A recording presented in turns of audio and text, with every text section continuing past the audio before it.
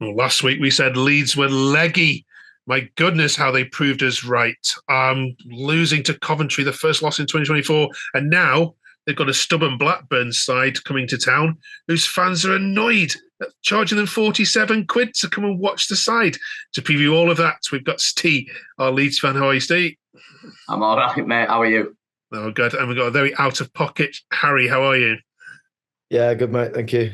All right, let's chat to you, Steve, then first. Well, it had to come to an end at some point, didn't it? But were you expecting it to be so lethargically done? No. I think the way I've tried to reflect on it is, yeah, like you say, it we're going to have to come to an end at some point, but the timing of it was probably the worst thing, especially going into that game knowing that if we won and we beat Coventry, then level on games with Ipswich, no matter what Leicester did, our fate was in our own hands. But as football does this, it's awful at times, isn't it? So now the fate is no longer in our own hands, and we've got to now continue, pick ourselves up, dust ourselves down, get back to winning ways, and hopefully Ipswich slip up again. Yeah, and this game is going to be so difficult. Please do not underestimate Blackburn if you're a Leeds fan, and we'll talk more about why with Harry in a second. Bamford, let's just go straight into this one. I saw lots of tweets, and the title of this video is, should Bamford be on the bench permanently? Where do you stand on him? Because he's scored some important goals for you this season, but he's not the one to lead the line for Leeds going forward, is he?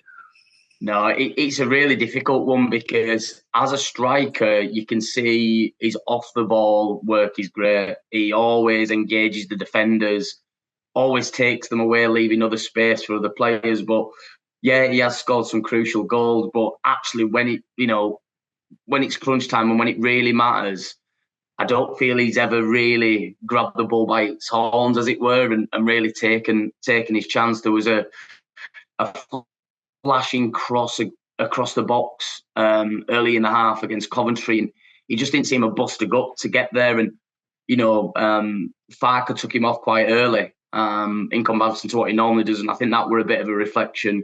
We talked about Leeds being leggy, and certainly I think he could do with a little bit of a break. We've got Joseph chomping at the bit as well, so though I don't think Farker's going to change it and make wholesale changes, I definitely think we could see someone else leading the line come Blackburn on Saturday. Okay. We're recording this before the Sunderland game, so we can't talk too much about that. But what changes in personnel do you see are absolutely needed for this one? Rutter's coming for a bit of a stick as well. Should he be dropped? I find it really difficult to drop him because, sometimes his general play can be difficult, but I love his flashes of brilliance, and he does have it. It can be so frustrating sometimes. One of my mates were even texting me saying, does Rutter have to always hold on to it for 3 seconds or barge off 3 players before he decides to do something? Where I do see a change coming against Sunderland, I think we'll see Connor Roberts coming at right back, maybe Archie Gray pushed into midfield with Gruev, and maybe Kamara dropped. Jack Clark earlier on in the reverse fixture caused Archie Gray quite a few problems when the beat us at Stadium Aligned. So maybe Connor Roberts' know-how might do us a favour there. And like we just said, maybe Bamford as well. I know Peru scored. He did miss a sitter as well to pull us back into the game. But I could maybe see Bamford dropped and Peru coming in. But apart from that, I don't see many changes. Though it has been reported today, actually, that Ampadu's struggling with illness. So may even see Liam Cooper come back in, which I know me and a lot of other Leeds fans are not exactly enthralled about. Stand by Twitter if Liam Cooper plays ever for Leeds again. We know how that ended last time. Yeah, your phone just blows up when he's playing. All right. Okay, this week then, 2 home games which I think are both Premier League fixtures, or should be 2 Premier League fixtures. Leeds against Sunderland and Leeds against Blackburn. It sounds like a Premier League fixture. Let's have a quick word with Harry. Harry, tell the Leeds fans that are watching why this is not going to be a stroll in the park for them.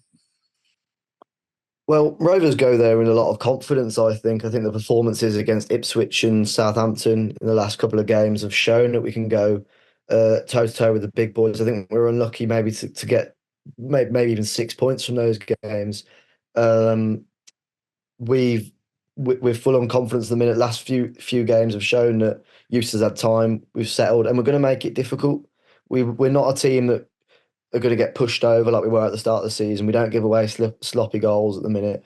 We're looking solid. And I was speaking to a Leeds friend of mine who said that this defeat is it's not come out of the blue. It's there's been signs here and there that Leeds might be about to go off the boil, or the performances haven't been as solid as they once were. And I think Rovers at the minute, we're chomping on the bit to take full advantage of that. So I think we're not going to be there. We know how good they are, but we're not going to be there to be pushed over. Yeah, no, we've been talking about that in recent weeks, haven't we, Steve? That the points have come, but the performances haven't been. Harry, we've joked about the ticket price for this game, so it has been a theme on social media. Now we've got you both together, we can have an open discussion about it. Harry, your view is that because there was no reciprocal arrangement Leeds' view is that there's no reciprocal arrangement in place, that they can charge whatever they want.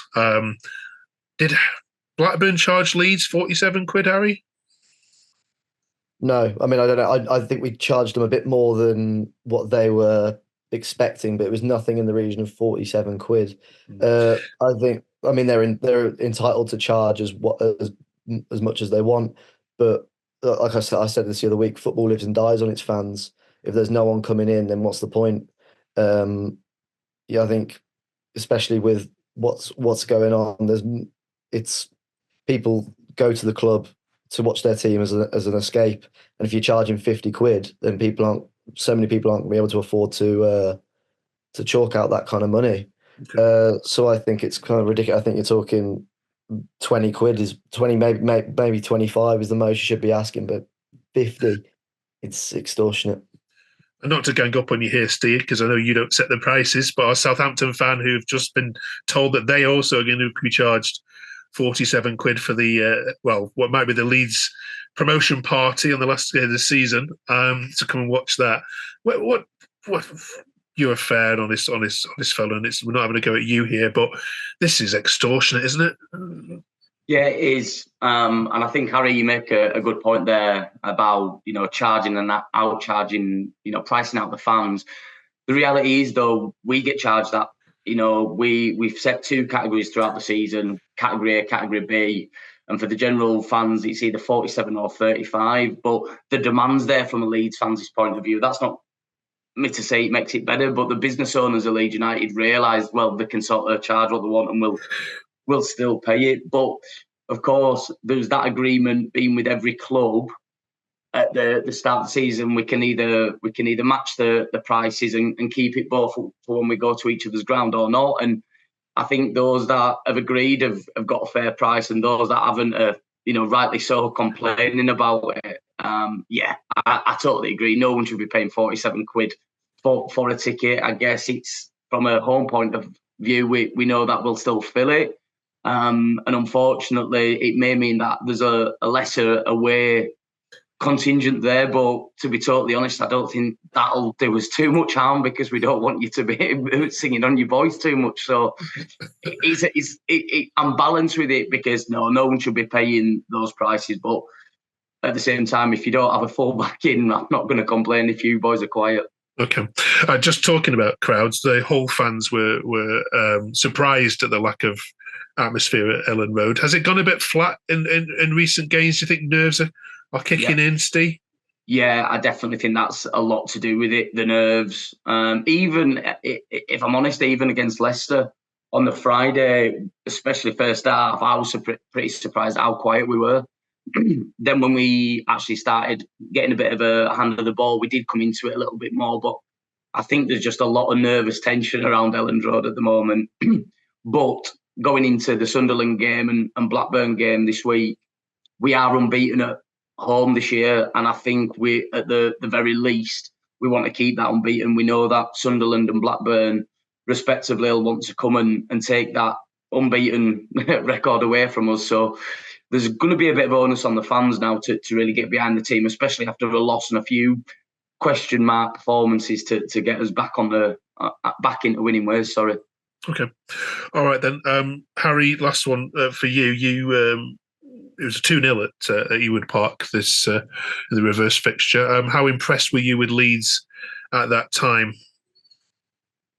Yeah, well, I think that was the point where Leeds really started to crack down and started to grind out results, put on a really good run, which carried on up until now, pretty much. Yeah, I mean, in terms of quality on paper, they're maybe the best team in the league, probably them or Leicester. Yeah, they've just got so much firepower all across the pitch. So yeah, it's going to be difficult for us as it was at Ewood Park. Okay. All right, let's get some score predictions then from you both. So neither Ipswich or Southampton could best Blackburn. Steve, are Leeds going to be able to do it? We have to do it. That's the black and white of this situation. We've seen that we're not hiding teams, and like Harry says, Blackburn are on a good run of form. Everyone knew once Eustace got that job, they were going to be a different outfit. So I expect a difficult game. So I'm going to go with a 2-1 Leeds win on Saturday. Okay. Harry. Well, we're maybe hoping that this is the start of a bad run for Leeds for Blackburn's sake. I think this all depends on the result on Wednesday for Rovers. If we win away at Bristol, then I think you can call us all but safe. Fingers crossed. But we know how good Leeds are. We will make it difficult for them. But we know how good they are, especially at home. They haven't lost a game at home all year. I will edge it to Leeds. I will say that Leeds win it 2-1, but Rovers put up a good fight. Okay. All right. If you're a Leeds fan, I'd love to hear your comments below on this ticket pricing things. How much is too much to pay for an away ticket? And yeah, thank you very much, both of you. We'll catch you both next week for the run-in. Squeaky bum time for Leeds fans, Steve, yeah? Yeah, definitely. All right. Cheers, fellas. Thank you very much for joining us, and thank you for watching.